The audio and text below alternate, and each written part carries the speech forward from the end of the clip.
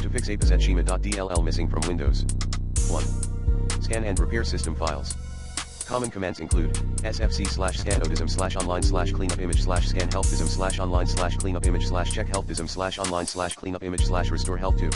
Register the Apisetschema.dll. Buy regs for 32 Apisetschema.dll. Command.